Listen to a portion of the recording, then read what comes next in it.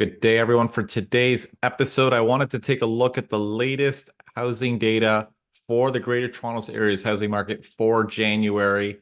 We've been hearing a lot of stories about the market becoming a little bit more competitive, at least when compared to the fall. That was pretty sluggish.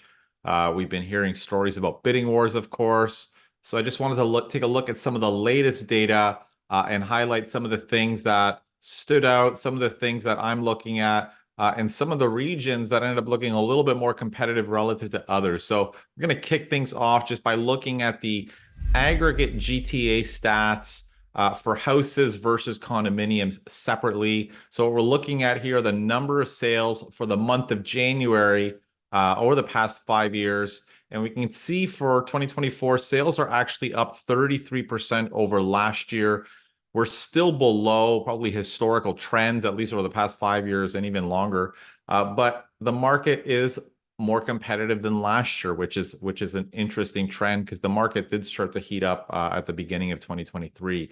So we see sales up compared to last year, 33%. When we look at new listings are actually down slightly, just moderately, almost pretty much flat since last year. But the interesting trend, I think, is when we look at sort of the months of inventory, which is basically the relationship between the active number of listings and the number of sales in a given month. And we can see that that has been plummeting. And when the months of inventory declines, of course, that's a sign that the market is heating up. We can kind of see in the second half of last year, the months of inventory really accelerated from just over 1 month to 4 months of inventory. That was a sign of the market that was cooling down in the second half of 2023. And now we're seeing sort of the opposite, really. I mean, months of inventory peaked, I think, at, where am I now? 4 months of inventory in October. And now we're at 2.3 months. So it's pretty much a seller's market right now, again, for low-rise homes. And that feeds into sort of what we're seeing on the ground and the stories that people are hearing about heightened competition on homes. Now, when we look at prices, that has not been reflected in prices. So the price trend has been down since May. So we're down about 1% over last year. So if we can compare January 2024 against Jan 2023, prices are flat. And then we can kind of see here that prices really accelerated from around 1.25 a year ago. They peaked at 1.47, so they accelerated by over a couple $100,000 in the span of 4 or 5 months. And then when interest rates increased, inflation increased, the market hit the brakes and prices began to trend down. This looks like the momentum will be prices going down.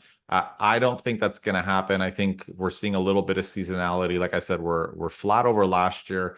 And if the market stays the way it is, which is, sales outpacing new listings and months of inventory continue to go down, we'll probably see a little bit more pressure on prices, if either some stability or potentially some upward pressure. But we'll see how that all unfolds. Obviously, it's the relationship between the two. Now, when we look at the condo sales, I think this is probably the one segment that surprised certainly me and a lot of people, that condo sales in the GTA are actually up 40% over last year. The condo market was pretty sluggish. I think most people thought the condo market would underperform in some ways than the low-rise market.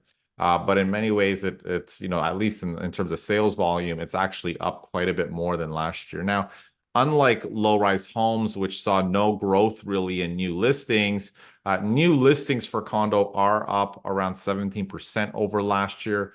And of course, that's fueling, adding a little bit more inventory. But when we look at sort of the active or the months of inventory for condominiums, we're seeing, again, a very similar trend where months of inventory is declining pretty rapidly. I mean, things peaked at around 5.5 months in October, and we had over 5 months of inventory for, I think, 3 or 4 months in the fall.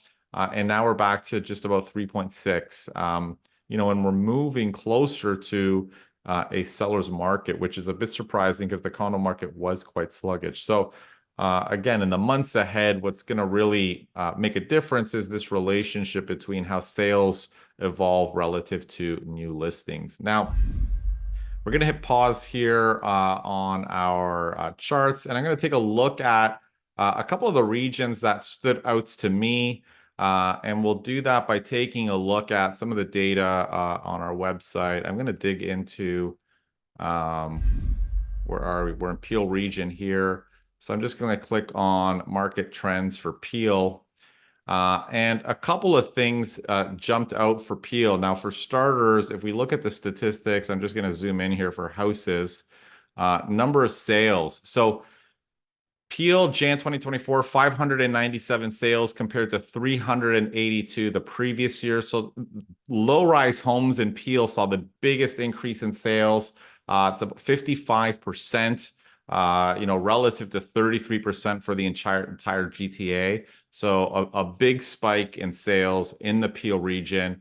When we look at new listings, again, largely flat, 901 new listings compared to 885 last year. So not a huge difference. Now, when we look at the months of inventory here, if I'm just going to zoom in on our chart, we can kind of see that in the fall, what we're looking at here is the months of inventory for Peel in blue, and then the GTA in gray. And what we're seeing is in the fall, Peel region had quite a bit more inventory relative to the GTA. And again, this is just for low-rise homes.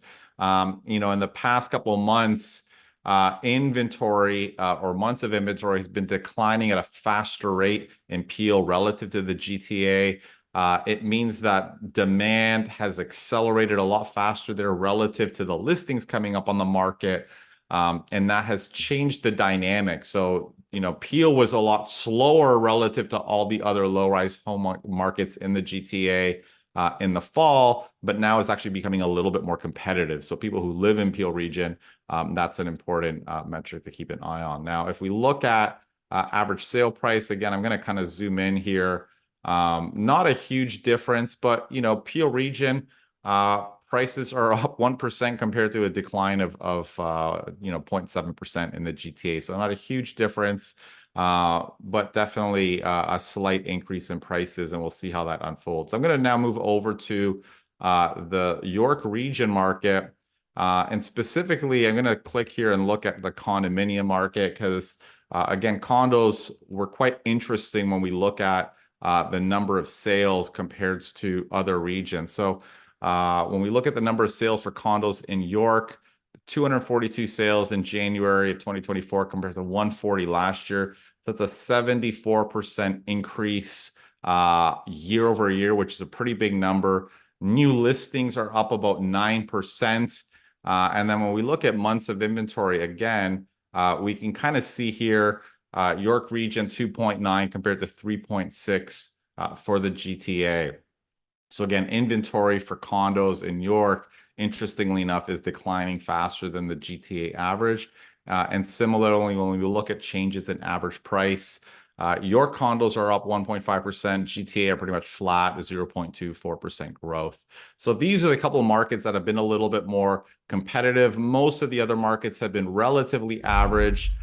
City Toronto saw slightly softer sales volume than some of the other regions, but most of the other regions when it comes to condo sales and low-rise sales were pretty typical. So going forward, I'm going to try to zero in on some of the regions and potentially in the future, some of the actual municipalities within those regions that have numbers that look a little bit different because, again, I think we're trying to make sense of the housing market. There are regional differences. So sometimes it's important to understand how one segment of the market is doing relative to the other, especially when we're looking at cross-sectional differences across house types and municipalities. It's important to understand some of these micro differences across regions. If you have any questions or comments about the stats, please post them in the comments below. If you have any more specific questions, you can send me an email at askjohn@movesmartly.com.